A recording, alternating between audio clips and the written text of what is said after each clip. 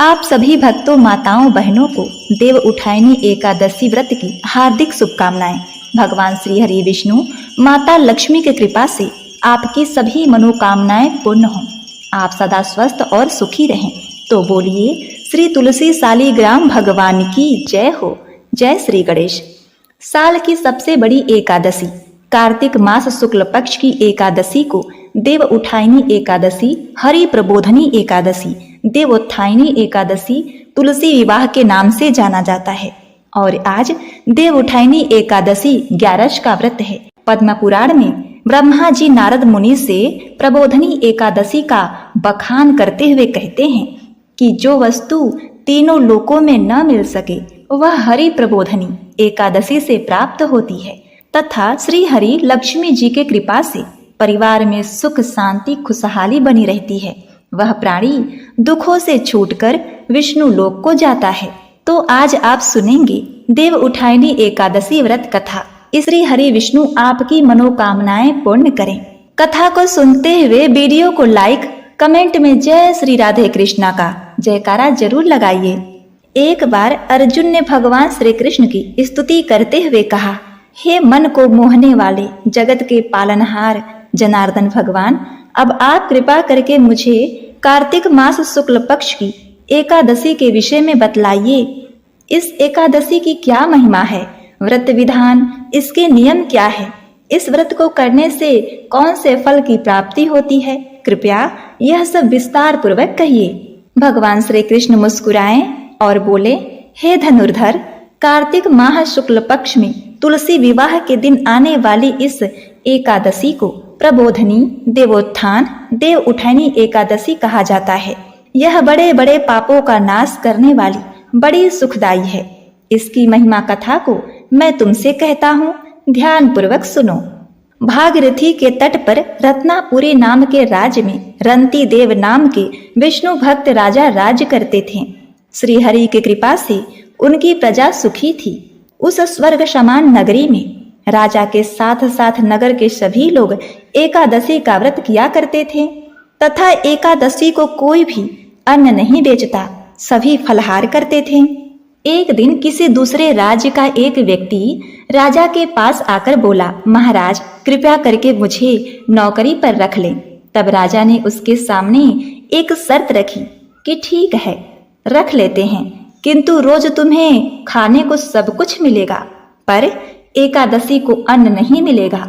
उस व्यक्ति ने उस समय हाँ कर ली, पर एकादशी के दिन जब उसे फलहार का सामान दिया गया तो वह राजा के सामने रोने गिड़गिड़ाने लगा कि हे महाराज, इससे मेरा पेट नहीं भरेगा, मैं भूखा हूँ, मर जाऊंगा, मुझे अन्न दे दो।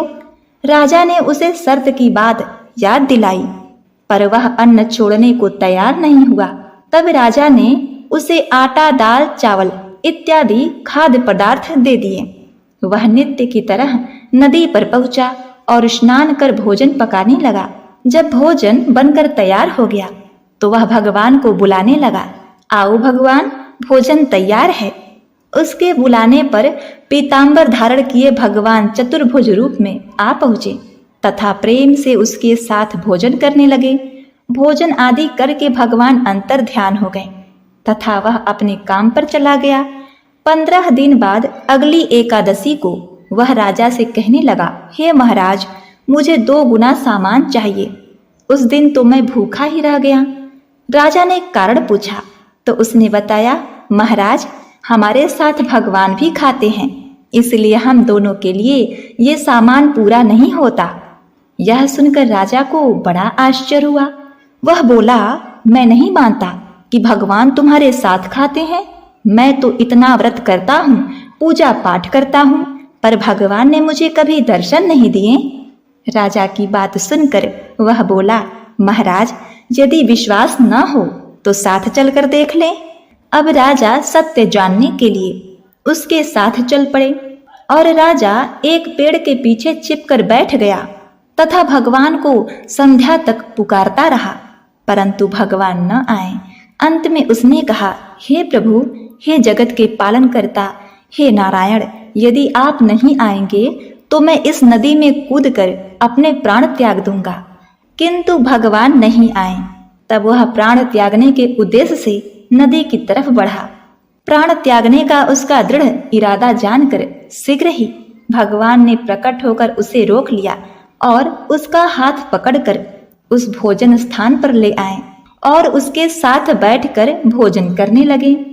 खा पीकर वे उसे अपने विमान पर बैठाकर अपने धाम ले गए।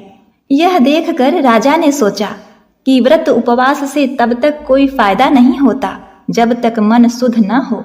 इससे राजा को ज्ञान मिला। वह भी मन से व्रत उपवास करने लगा और भगवान श्री हरि विष्णु की कृपा उसे प्राप्त हुई। अंत में वह भी स्वर्ग को गया। इस देव उठायनी एकादशी व्रत कथा की एक अन्य कथा इस प्रकार है।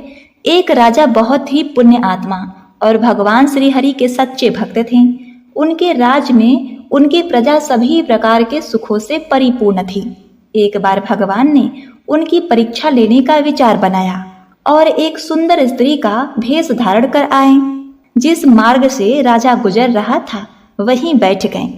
अब उधर से गुजरते हुए जब राजा की नजरें उस स्त्री पर पड़ी तो उसे निहारते ही रह गए।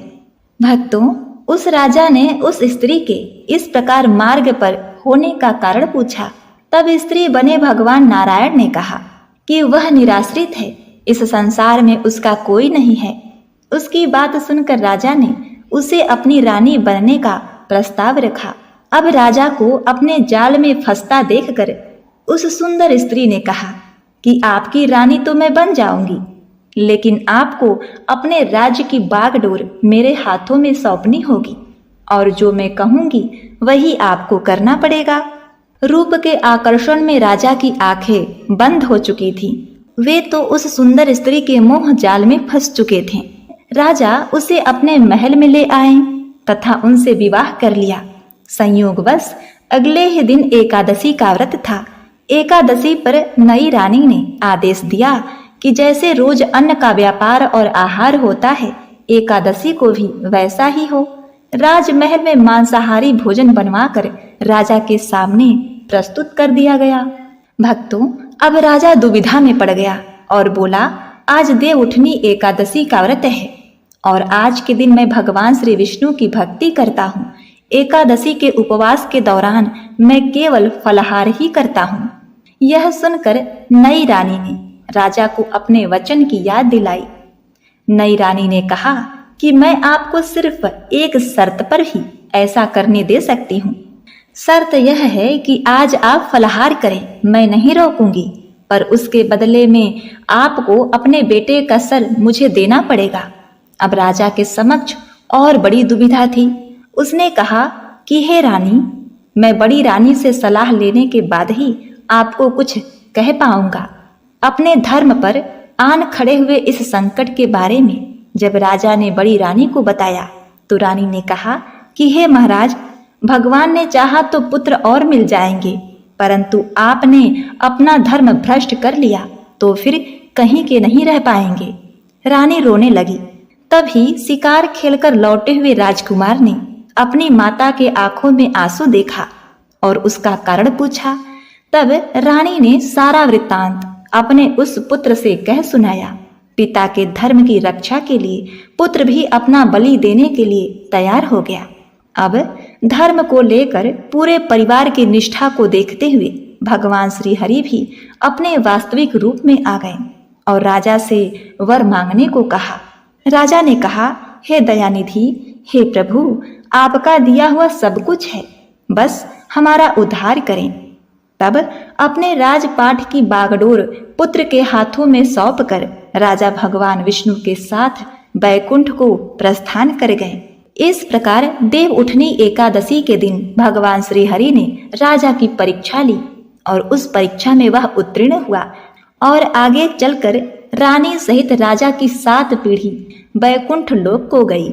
आगे भगवान श्री कृष्ण ने अर्जुन से कहा, हे अर्जुन, इस एकादशी के विधान के बारे में ब्रह्मा जी ने नारद से कहा था। हे पुत्र, सब पापों को हरने वाली पुण्य और मोक्ष देने वाली देव प्रबोधनी एकादशी का महात्म्य सुनिए। इस एकादशी के दिन भगवान विष्णु 4 महीने शयन के पश्चात जागते हैं। इसीलिए इसे देवोत्थान एकादशी भी कहते हैं। धार्मिक श्रद्धालु इस दिन तुलसी व शालिग्राम का विवाह आयोजित करते हैं।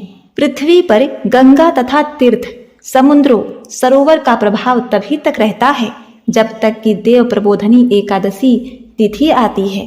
इस एकादशी के व्रत का फल 1000 अश्वमेघ और 100 राजसूय यज्ञों के बराबर होता है। नारद जी ने पूछा, हे पिताजी, एक समय भोजन करने, रात्रि को भोजन करने तथा सारे दिन उपवास करने से क्या फल मिलता है? सो आप विस्तार पूर्वक समझाइए। ब्रह्मा जी बोले, हे पुत्र, एक बार भोजन करने से 1 जन्म और रात्रि को भोजन करने से 2 जन्म तथा पूरा दिन उपवास करने से 7 जन्मों के पाप नष्ट हो जाते हैं।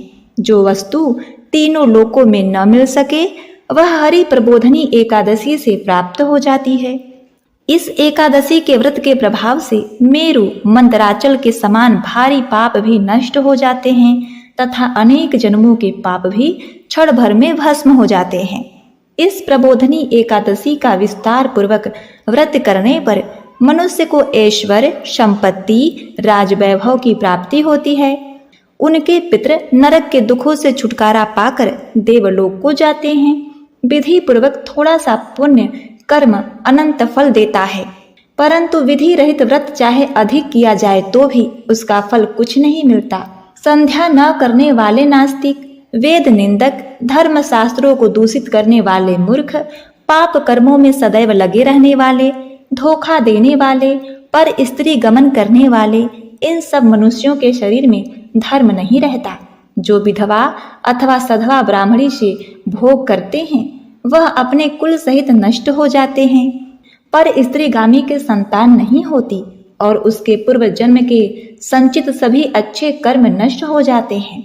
जो गुरु ब्राह्मणों से अहंकार युक्त बात करता है उसका पुण्य भी शीघ्र ही नष्ट हो जाता है और उनके धन संतान नहीं होती। भ्रष्टाचार करने वाला, चांडाल से भोग करने वाला, दुष्ट की सेवा करने वाला और जो नीच मनुष्य की सेवा करता है या संगति करते हैं, यह सब पाप रहित प्रबोधनी के व्रत से नष्ट हो जाते हैं। जो मनुष्य अपने मन में हरि प्रबोधनी एकादशी के व्रत को करने का संकल्प मात्र करते हैं उनके 100 जन्मों के पाप नष्ट हो जाते हैं और वह नरक के दुखों से छूटकर विष्णु लोक को जाते हैं। ब्रह्म हत्या आदि महापाप भी इस व्रत के प्रभाव से नष्ट हो जाते हैं। जो फल समस्त तीर्थों में स्नान करने, गौ स्वर्ण भूमि का दान करने से होता है, वही फल देव प्रबोधनी एकादशी की रात्रि को जागरण करने से मिलता है। हे मुनि, सादुर्ल, इस संसार में उसी मनुष्य का जीवन सफल है जिसने हरि प्रबोधनी एकादशी का व्रत किया है। इस संसार में जितने भी तीर्थ हैं उन सबके स्नान, दान आदि का फल इस व्रत से मिलता है। अतः और सब कर्मों को त्याग कर भगवान के प्रसन्नार्थ कार्तिक शुक्ला हरि प्रबोधनी का व्रत करना चाहिए। जो व्यक्ति इस एकादशी के व्रत को करता है वही ज्ञानी, तपस्वी तथा जितेंद्रिय है और उसी को भोग तथा मोक्ष प्राप्त होता है, क्योंकि यह विष्णु को अत्यंत प्रिय मोक्ष के द्वार को बताने वाली तथा उनके तत्व का ज्ञान देने वाली है। इसका एक बार ही व्रत करने से मनुष्य मोक्ष का अधिकारी हो जाता है। मन, कर्म, वचन तीनों प्रकार के पाप इस रात्रि को केवल जागरण करने से नष्ट हो जाते हैं। हरि प्रबोधनी के दिन जो मनुष्य भगवान के प्रसन्नार्थ स्नान, दान, तप व यज्ञ आदि करते हैं वे अक्षय पुण्य फल प्राप्त करते हैं। हरि प्रबोधनी एकादशी के दिन व्रत करने से मनुष्य के बाल, यौवन, वृद्धावस्था में किए गए समस्त पाप नष्ट हो जाते हैं। इस एकादशी को रात्रि में जागरण का फल सूर्य चंद्र ग्रहण के समान स्नान करने से 1000 गुना अधिक होता है। अतः हे नारद, तुमको भी विधि पूर्वक यत्न के साथ इस व्रत को करना चाहिए। जो कार्तिक मास में धर्मपरायण होकर अन्न नहीं खाते उन्हें चंद्रायण व्रत का फल प्राप्त होता है। कार्तिक मास में भगवान दान आदि से इतने प्रसन्न नहीं होते जितने कि शास्त्रों की कथाओं के सुनने से होते हैं। कार्तिक मास में जो मनुष्य भगवान विष्णु की कथा का आधा श्लोक भी पढ़ते सुनते या सुनाते हैं, उन्हें 100 गौ दान का फल मिलता है। अतः अन्य सब कर्मों को छोड़कर कार्तिक मास में कथा पढ़नी या सुननी चाहिए। जो कल्याण के लिए कार्तिक मास में हरि कथा कहते हैं वह सारे कुटुंब का क्षण मात्र में उद्धार कर देते हैं। जो नियम पूर्वक हरि कथा सुनते हैं वे 1000 गौदान का फल पाते हैं। विष्णु के जागने के दिन जो भगवान की कथा सुनते हैं वे 7 द्वीपों समेत पृथ्वी के दान करने का फल पाते हैं। जो मनुष्य भगवान की कथा को सुनकर कथावाचक को अपनी सामर्थ्य के अनुसार दक्षिणा देते हैं उनको सनातन लोक मिलता है। ब्रह्मा जी की यह बात सुनकर नारद मुनि ने कहा, भगवान एकादशी व्रत की क्या विधि है, कैसे व्रत करने से क्या फल मिलता है, वह भी विस्तार पूर्वक समझाइए। ब्रह्मा जी कहने लगे, हे नारद, ब्रह्म मुहूर्त में जब 2 घड़ी रात्रि रह जाए तब उठकर शौच आदि से निवृत्त होकर दंत धावन आदि करें। उसके बाद नदी, तालाब, कुआं, बावड़ी या घर में ही स्नान करें। फिर भगवान की पूजा करके कथा सुने और फिर व्रत का नियम ग्रहण करना चाहिए। उस समय भगवान से विनय करें कि हे भगवान, आज मैं निराहार रहकर व्रत करूंगा तथा दूसरे दिन द्वादशी को भोजन करूंगा। आप मेरी रक्षा कीजिए। तत्पश्चात भक्ति भाव से व्रत करें तथा रात्रि में जागरण करके भगवान के आगे नित्य गीत आदि करना चाहिए। प्रबोधनी एकादशी के दिन लोभ को त्याग कर पुष्प, फल, तुलसी दल, धूप आदि से भगवान का पूजन करना चाहिए और जल से भगवान को अर्घ दें। इसका फल समस्त तीर्थों से करोड़ों गुना होता है। हे मुनि श्रेष्ठ, जो मनुष्य दिव्य अगस्त्य के फूल से भगवान का पूजन करते हैं उनके आगे इंद्र भी हाथ जोड़ता है। तपस्या करके संतुष्ट होने पर हरि भगवान वह फल नहीं देते जो अगस्त्य के फूलों से अलंकृत करने से देते हैं। जो कार्तिक मास में बेल पत्र से भगवान की पूजा करते हैं वे मुक्ति को प्राप्त होते हैं। हे वत्स, कार्तिक मास में जो तुलसी और मंजरी से भगवान का पूजन करते हैं उनके पिछले अनेक जन्मों के पाप नष्ट हो जाते हैं। तुलसी दर्शन, स्पर्श करने, कथा कहने, नमस्कार करने, स्तुति करने, तुलसी रोपण, जल सींचने और प्रतिदिन पूजन सेवा आदि करने से युग पर्यंत विष्णु लोक मिलता है। हे मुनि, रोपी हुई तुलसी जितनी जोड़ों का विस्तार करती है उतनी ही तुलसी रोपण करने वाले व्यक्ति के पुण्यों का विस्तार होता है। जो कदम के पुष्पों से हरि का पूजन करते हैं वे कभी यमलोक में नहीं जाते। जो गुलाब के फूलों से भगवान का पूजन करते हैं उन्हें अनंत पुण्य फल मिलता है।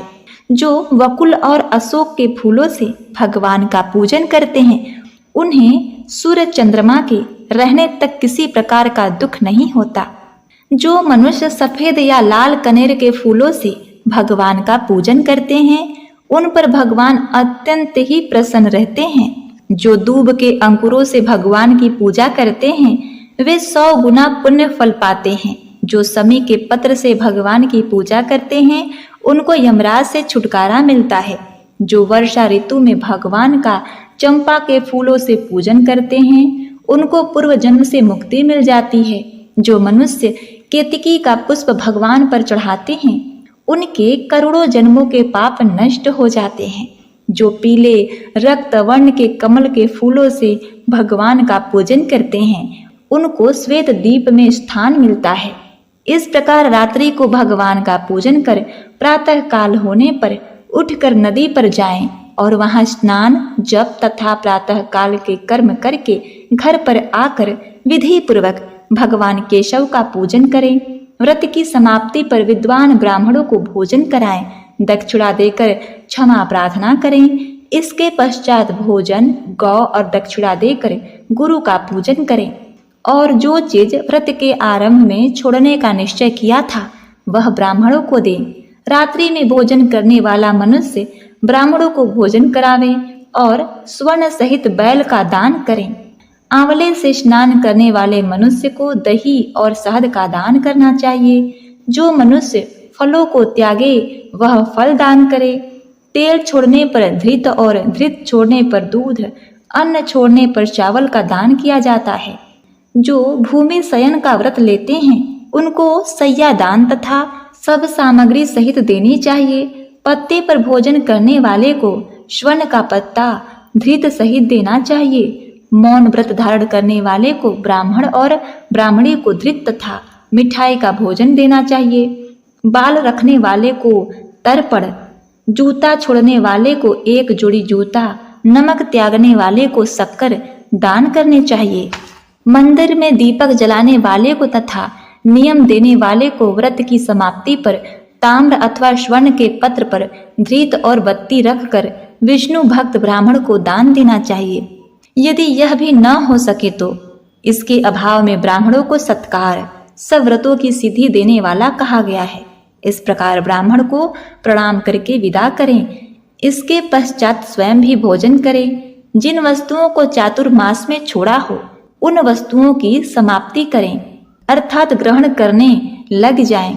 हे अर्जुन, जो बुद्धिमान इस प्रकार विधि पूर्वक व्रत करते हैं उन्हें अनंत फल मिलता है और वह अंत में स्वर्ग को जाते हैं।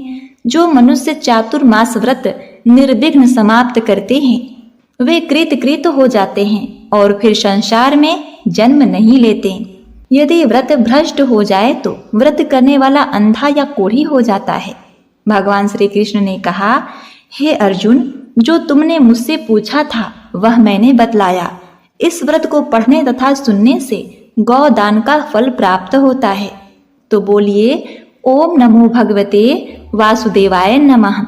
प्रिय भक्तों, अब आइए सुनते हैं देव उठाने का गीत। उठो देव बैठो देव, पाटकली चटकाओ देव। उठो देव बैठो देव, पाटकली चटकाओ देव। आषाढ़ में सोए देव, कार्तिक में जागे देव। आषाढ़ में सोए देव, कार्तिक में जागे देव। कोरा कलसा मीठा पानी, उठो देव पियो पानी। कोरा कलसा मीठा पानी, उठो देव पियो पानी। हाथ पैर फटकारो देव, उंगलियां चटकाओ देव। हाथ पैर फटकारो देव, उंगलियां चटकाओ देव। कुंवारों के ब्याह कराओ देव, ब्याहों के गौन कराओ देव। कुंवारों के ब्याह कराओ देव, ब्याहों के गौन कराओ देव। तुम पर फूल चढ़ावे देव, घी का दिया जलाए देव। तुम पर फूल चढ़ावे देव, घी का दिया जलावे देव। आओ देव पधारो देव, तुमको हम मनाए देव।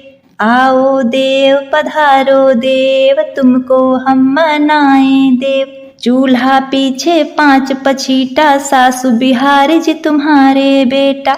चूल्हा पीछे 5 पछीटा, सासु बिहारी जी तुम्हारे बेटा। औने पौने झांझ मजीरा, सहोदरा बिहारी जी तुम्हारे वीरा। औने पौने झांझ मजीरा, सहोदरा बिहारी जी तुम्हारे वीरा। औने पौने रखे अनार, ये है बिहारी जी तुम्हारे यार। औने पौने रखे अनार, ये है बिहारी जी तुम्हारे यार। औने कोने लटके चाभी, सहोदरा ये है तुम्हारी भाभी। औने कोने लटके चाभी, सहोदरा ये है तुम्हारी भाभी। जितनी खूटी टांगू सूट, उतने इस घर जन्मे पूत। जितनी खूटी टांगू सूट, उतने इस घर जन्मे पूत। जितने इस घर शीक सलाई, उतने इस घर बहुएं आई। जितने इस घर शीक सलाई, उतने इस घर बहुएं आई। जितने इस घर ईंट रोड़े, उतने इस घर हाथी घोड़े। जितने इस घर ईंट रोड़े, उतने इस घर हाथी घोड़े। जागो पंडितों के देव, जागो पंडितों के देव। गन्ने का भोग लगाऊं देव, गाजर का भोग लगाऊं देव। बैगन का भोग लगाऊं देव, मूली का भोग लगाऊं देव। सांगरी का भोग लगाऊं देव, पुए का भोग लगाऊं देव। उठो देव बैठो देव, पाटकली चटकाओ देव। उठो देव बैठो देव, पाटकली चटकाओ देव। जय श्री कृष्ण। ओम नमः शिवाय।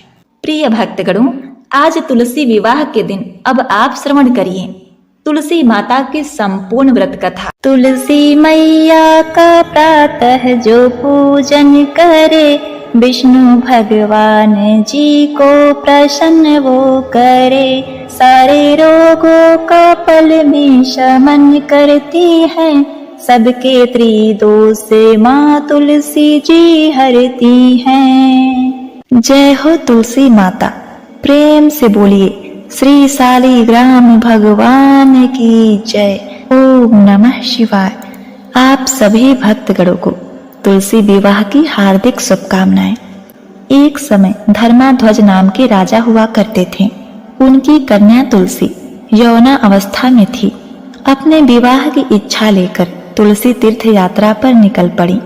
उन्होंने कई जगह की यात्रा की। एक स्थान पर उन्हें तरुणावस्था में भगवान श्री गणेश को तपस्या में लीन देखा। भगवान श्री गणेश का रूप अत्यंत ही मोहक और आकर्षक था। तुलसी भगवान गणेश की इस रूप पर मोहित हो गईं और अपने विवाह का प्रस्ताव उनके समक्ष रखने के लिए उनका ध्यान भंग कर दिया। भगवान गणेश ने स्वयं को ब्रह्मचारी बताते हुए तुलसी का विवाह प्रस्ताव ठुकरा दिया। तुलसी को भगवान गणेश के रूखे व्यवहार और अपना विवाह प्रस्ताव ठुकराए जाने से बहुत दुख हुआ। उन्होंने आवेश में आकर भगवान गणेश को 2 विवाह होने का श्राप दे दिया। अब देखिए, इस पर श्री गणेश ने तुलसी को असुर से विवाह होने का श्राप दे दिया। बाद में तुलसी को अपनी भूल का एहसास हुआ और भगवान श्री गणेश से क्षमा मांगी। उन्होंने कहा, ना तुम्हारा साप खाली जाएगा ना मेरा। मैं सिद्धि और रिद्धि का पति बनूंगा और तुम्हारा भी विवाह राक्षस जलांधर से अवश्य होगा। लेकिन अंत में तुम भगवान विष्णु और श्री कृष्ण की प्रिया बनोगी और कलयुग में भगवान विष्णु के साथ तुम्हें पौधे के रूप में पूजा जाएगा। लेकिन मेरी पूजा में तुलसी का प्रयोग नहीं किया जाएगा। जय श्री गणेश। ओम नमः शिवाय। प्रिय भक्तों, अब आइए सुनते हैं तुलसी विवाह की पावन पवित्र कथा, जिसका श्रवण करना अति पुण्य फलदायी होता है। कई साल पहले वृंदा नाम की एक स्त्री थी। उसका विवाह जलांधर नाम के असुर से हुआ। वृंदा बहुत ही पतिव्रता थी और हमेशा अपने पति के लिए पूजा पाठ किया करती थी। वह भगवान विष्णु की परम भक्त थी। एक बार देवताओं और दानवों में युद्ध हुआ। जब जलांधर युद्ध में जाने लगा तो वृंदा ने कहा, स्वामी, आप युद्ध पर जा रहे हैं। आप जब तक युद्ध में रहेंगे, मैं पूजा में बैठकर आपके जीत के लिए अनुष्ठान करती रहूंगी और जब तक आप वापस नहीं आ जाते, मैं अपना संकल्प नहीं छोड़ूंगी।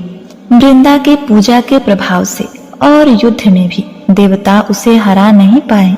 देवताओं में हाहाकार मच गया। सभी मिलकर भगवान विष्णु के पास गए, विनती करने लगे। भगवान विष्णु को तुरंत पता चल गया कि यह सब वृंदा के जप और तप पतिव्रता होने के कारण हो रहा है। भगवान ने जलांधर राक्षस का रूप धारण किया और उसके महल जा पहुंचे।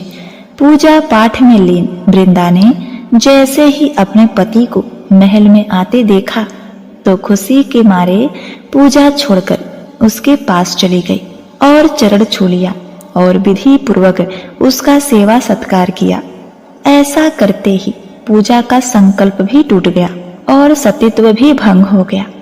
ये होते ही जलांधर का बल कम हो गया और देवताओं ने उसका सिर धड़ से अलग कर दिया। सिर गिरता हुआ जलांधर के महल में आ गिरा। वृंदा ने जैसे ही अपने पति का सिर देखा तो गुस्से में अपने सामने खड़े व्यक्ति से पूछा कि वो कौन है। तब भगवान विष्णु अपने स्वयं के रूप में आ गए। वृंदा ने पति वेदना में रोते हुए श्राप दे दिया और कहा कि हे विष्णु, जिस तरह से तुम्हारा हृदय पत्थर का है, उसी तरह तुम भी पत्थर के हो जाओ। तुमने मेरा सतीत्व भंग किया है। ऐसा करते ही विष्णु भगवान पत्थर के हो गए। ये पता चलते ही देवलोक में सब परेशान हो गए। हाथ जोड़कर वृंदा से प्रार्थना की गई। काफी विनती के बाद वृंदा ने भगवान को वैसा ही कर दिया और अपने पति के साथ सती हो गई। अब देखिए, वृंदा जहाँ सती हुई वहाँ उसकी राख रह गई। कुछ दिनों बाद वहाँ एक तुलसी का पौधा निकला। भगवान विष्णु ने उस पौधे को तुलसी का नाम दिया। भगवान ने कहा, यहाँ मेरा रूप पत्थर यानी शीलाग्राम के तौर पर रहेगा और जो भी तुलसी के साथ शीलाग्राम का विवाह करेगा उसका घर धन संपदा से भर जाएगा। प्रिय भक्तगणों, आज भी तुलसी के पत्ते के बिना शालिग्राम जी को प्रसाद नहीं चढ़ाया जाता। एक बार प्रेम से बोलिए, जय हो तुलसी माँ। हे तुलसी माँ, आप अपने सभी भक्तों पर कृपा बनाए रखना। ओम नमः शिवाय। अब आइए सुनते हैं माता तुलसी की कथा। एक बार एक गांव में एक बुजुर्ग महिला रहा करती थी। वह सुबह ही पूजा पाठ करती थी। वह रोज तुलसी माँ की पूजा करती थी और वह बुजुर्ग महिला रोज तुलसी माँ से कहती थी, हे तुलसी माता सबकी दाता, मैं तेरा विड़ला सिंचू, तू निस्तार कर मेरा। हे तुलसी माँ, तू मुझे बहू दे, पीतांबर की धोती दे, मीठा मीठा गास दे, बैकुंठ में वास दे, चटक की चाल दे, पटक की मौत दे, चंदन का काठ दे, रानी सा राज दे, दाल भात का भोजन दे, 11 की मौत दे और कृष्ण जी का कंधा दे। वह बुजुर्ग महिला हर कार्तिक महीने में तुलसी माता की पूजा करती और उनके विड़ले को रोज सींचती। तुलसी माता बुजुर्ग महिला की बात सुनकर धीरे धीरे सूखने लगी। तभी भगवान श्री कृष्ण ने देखा कि तुलसी माता सूखती जा रही हैं। तभी एक दिन भगवान श्री कृष्ण तुलसी माता जी के पास प्रकट हो गए और भगवान श्री कृष्ण ने तुलसी माता से पूछा, हे तुलसी, तुम क्यों सूख रही हो? सभी महिलाएं तुम्हारी पूजा करती हैं और तुमको सींचती हैं, लेकिन फिर भी तुम सूखती जा रही हो। क्या कारण है इसका? जिसके बाद तुलसी माता ने भगवान श्री कृष्ण से कहा, हे प्रभु, एक बुजुर्ग महिला मेरे पास रोज आती है और रोज एक ही बात बोलती है, हे तुलसी माता सबकी दाता, तेरा विड़ला सींचती हूँ, तू कर निस्तार मेरा। तू मुझे बहू दे, पीतांबर की धोती दे, मीठा मीठा गास दे, वैकुंठ में वास दे, चटक की चाल दे, पटक की मौत दे, चंदन का काठ दे, रानी सा राज दे, दाल भात का भोजन दे, 11 की मौत दे और कृष्ण जी का कंधा दे। हे भगवान, मैं उस बुजुर्ग महिला की सारी मनोकामनाएं पूरी कर सकती हूँ, लेकिन उसकी एक मनोकामना पूरी नहीं कर सकती। मैं श्री कृष्ण जी का कंधा कहाँ से दूंगी? प्रिय भक्तगणों, तभी भगवान श्री कृष्ण जी तुलसी माता की बात सुनकर मंद मंद मुस्कुराने लगे और फिर भगवान श्री कृष्ण ने तुलसी माता जी से कहा, हे तुलसी, हे देवी, तुम चिंता मत करो। जब वह बुजुर्ग महिला की मृत्यु होगी तब मैं स्वयं उसको कंधा देने आऊंगा और तुम उस बुजुर्ग महिला से यह बता देना। जिसके बाद भगवान श्री कृष्ण जी तुलसी माता को यह बताकर वहां से अदृश्य हो गए।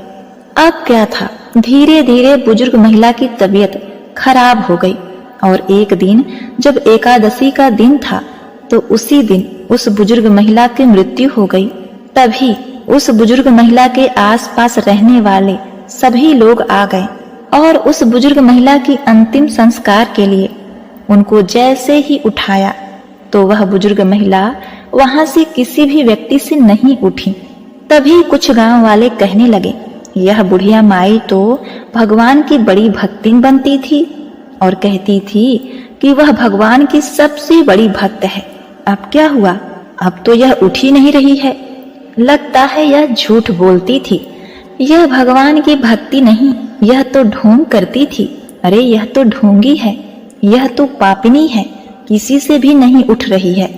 प्रिय भक्तगणों, भगवान अपने भक्तों का निरादर होते हुए कैसे देख सकते हैं? भगवान श्री कृष्ण वहां तुरंत प्रकट हो गए और उन्होंने एक बच्चे का रूप धारण किया और सभी से कहने लगे, कि मैं इस बुजुर्ग महिला के कान में कुछ कहूंगा जिससे वह बुजुर्ग महिला हल्की हो जाएंगी और आप सभी लोग उनको आराम से उठा सकेंगे। यह सुनकर सभी लोग बहुत ही आश्चर्यचकित हो गए और कहने लगे, ऐसा कैसे हो सकता है? और सभी लोगों ने उस बच्चे को उसी नन्हा बालक समझकर वहां से भगा दिया। लेकिन वहां पर उपस्थित एक बुजुर्ग आदमी ने उस बच्चे से कहा, बेटा जाओ, तुम्हें जो कुछ कहना है वह कह लो। प्रिय भक्तगण, लेकिन यह सभी लोगों को पता नहीं था कि बच्चे के रूप में भगवान श्री कृष्ण खुद ही वहां आए हैं।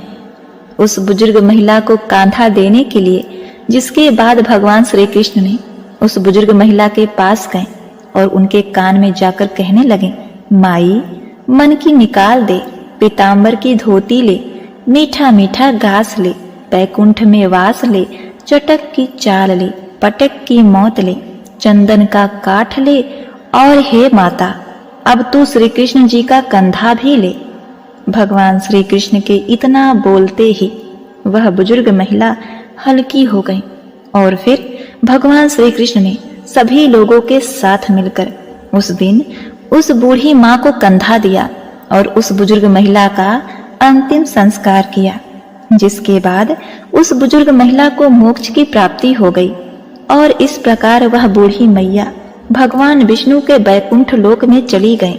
एक बार प्रेम से बोलिए, जय माता तुलसी। ओम नमः शिवाय।